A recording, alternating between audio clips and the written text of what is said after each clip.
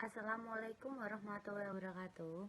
Perkenalkan, kami dari kelompok 8 akan mempresentasikan tentang pengendalian internal.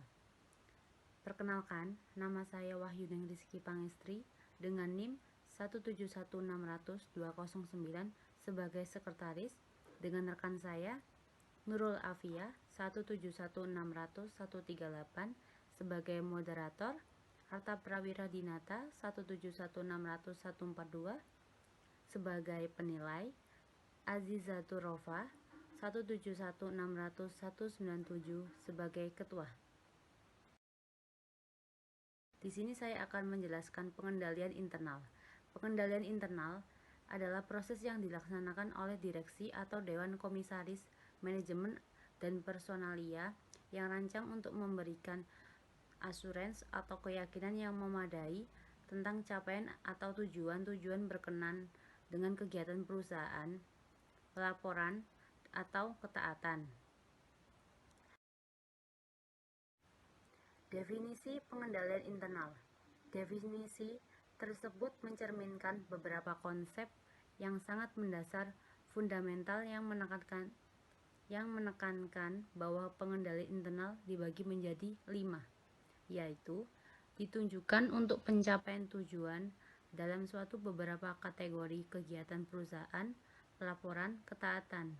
Yang kedua, proses yang merupakan tugas atau kegiatan yang berjalan suatu sarana untuk mencapai tujuan dan bukan tujuan akhirnya.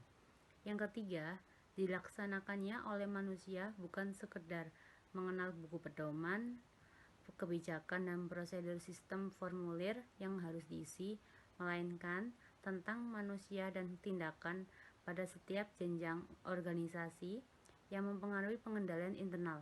Yang keempat, mampu memberikan keyakinan yang memadai tapi bukan keyakinan yang mutlak atau disebut absolute assurance kepada manajemen senior atau direksi dewan komisaris. Yang kelima, dapat menyesuaikan diri dengan struktur entitas fleksibel dan penerapannya untuk seluruh entitas khusus untuk unit organisasi tertentu. Slide berikutnya, tujuan pengendalian internal. Definisi di atas terlihat 3 kategori tujuan yang memungkinkan organisasi memusatkan perhatian pada aspek pengendalian internal yang berbeda, dibagi menjadi 3.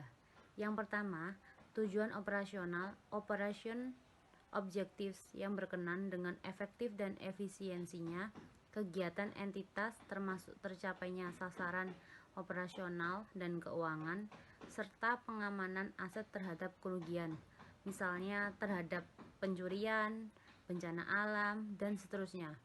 Yang kedua, tujuan pelaporan, reporting objectives yang berkenan dengan pelaporan keuangan internal dan eksternal, serta pelaporan non-keuangan dari sisi dapat dipercayanya, reliability, tepat waktu, timelines, keterburukan, transparansi, atau syarat-syarat lainnya. Yang ketiga, tujuan tentang ketaatan, compliance objectives, yang berkenan dengan ketaatan terhadap hukum dan ketentuan perundang-undangan yang relevan dan entitas tersebut. Ketiga tujuan ini dapat mengukur keberhasilan pengendalian internal yang dilaksanakan entitas. Saya akan menjelaskan prinsip pengendalian internal. Komponen pertama, lingkungan pengendalian atau kontrol environment. 1. Tunjukkan komitmen terhadap integritas dan nilai-nilai etika. Yang kedua, laksanakan tanggung jawab pengawasan. Yang ketiga, ciptakan struktur wewenang dan tanggung jawab. Yang keempat, tunjukkan komitmen terhadap kompetensi. Yang kelima, tegakkan akuntabilitas.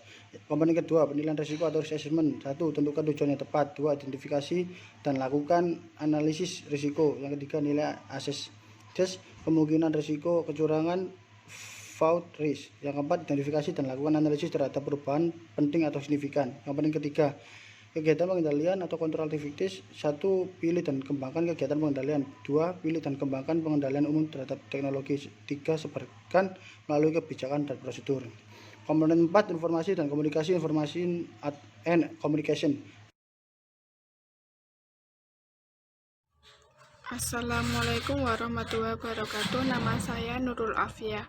Saya akan melanjutkan presentasi dari teman saya. Di sini saya menjelaskan mengenai lingkungan pengendalian. Lingkungan pengendalian menciptakan suasana di mana orang melakukan kegiatan dan menjalankan tanggung jawab pengendaliannya. Lingkungan pengendalian merupakan landasan yang di atasnya sistem pengendalian internal dibangun dan dijalankan untuk satu, mencapai tujuan-tujuan strategis, dua, menghasilkan pelaporan keuangan yang dapat diandalkan, baik laporan keuangan untuk para pemangku kegiatan internal maupun eksternal. 3. Berjalannya usaha secara efektif dan efisien. 4. Taat terhadap semua ketentuan hukum dan perundang-undangan berlaku. 5. Mengamankan aset. Penilaian risiko. Semua organisasi menghadapi risiko dari dalam dan luar organisasi itu. Risiko merupakan ancaman bagi tercapainya tujuan organisasi. Semua risiko harus dinilai. Risiko didefinisikan sebagai kemungkinan suatu peristiwa akan terjadi dan berpengaruh buruk terhadap capaian tujuan-tujuan organisasi. Penilaian risiko meliputi proses yang dinamis dan berulang-ulang untuk mengidentifikasi dan menilai risiko yang berdampak terhadap tercapainya tujuan. Kegiatan pengendalian adalah tindakan yang diambil direksi atau dewan komisaris, manajemen, dan pihak-pihak lain untuk menangani risiko. Kegiatan pengendalian dapat dilakukan misalnya lewat prosedur-prosedur. Beberapa contoh. 1. Otorisasi dan persetujuan atas transaksi dan kegiatan. 2. Pemisahan tugas. 3. Pengendalian dan pengembangan proyek. 4. Pengendalian atas pengelolaan dari perubahan yang dilakukan. 5. Merancang dan menggunakan dokumen dan catatan. 6. Pengamanan aset, catatan, dan data melalui pembatasan akses kepada orang-orang yang sudah ditentukan. 7. Pengecekan hasil kerja atau kinerja oleh orang lain. 8. Penggunaan aplikasi-aplikasi teknologi informasi yang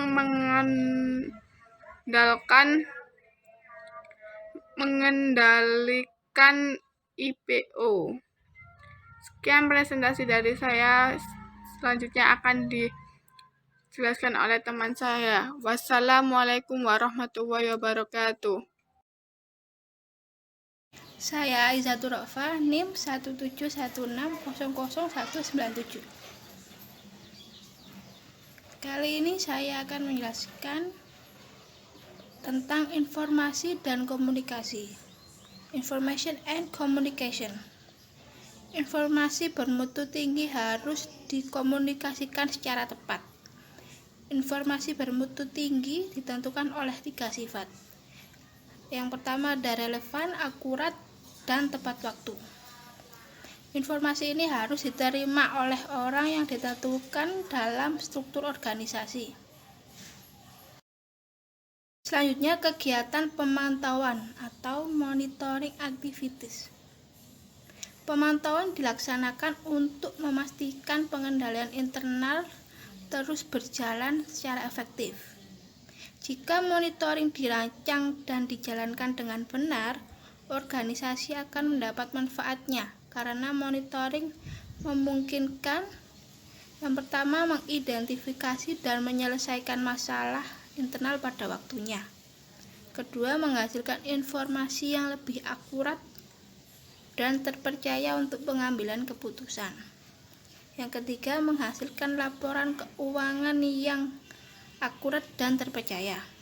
Yang terakhir, diterbitkannya sertifikasi atau asersi secara periodik mengenai efektifnya pengendalian internal. Selanjutnya, kendala yang dihadapi pengendalian internal. Pengendalian internal memberikan keyakinan yang memadai tentang capaian tujuan perusahaan. Namun, ada kendala-kendala yang tidak dapat dihindari. Kendala-kendala ini mungkin terjadi dikarenakan yang pertama ada kesesuaian antara tujuan-tujuan yang ditetapkan yang merupakan prakondisi bagi pengendalian internal.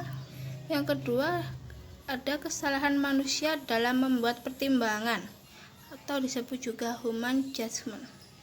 Yang ketiga, pimpinan bisa memutuskan aturan atau override internal control. Yang terakhir, persengkokolan di antara berbagai pihak. Misalnya manajemen pegawai dengan atau tanpa pihak ketiga. Jelaskan inherent risk, controllable risk atau residual risk. Dalam audit eksternal, ketiga risiko atau audit risk terhubungkan dengan audit batas laporan keuangan, sedangkan dalam audit internal, ketiga risiko tersebut berhubungan dengan segala macam risiko bisnis atau segala risiko yang dihadapi organisasi yang menghadang mencapai tujuan-tujuan organisasi. Dengan mengingat perbedaan tersebut dan pembahasan berikut, digunakan singkatan ketiga risiko yang dikenal dalam rumus audit risk-nya audit eksternal. Yakin IR, interest CR untuk controllable risk dan RR untuk residual risk. Terima kasih.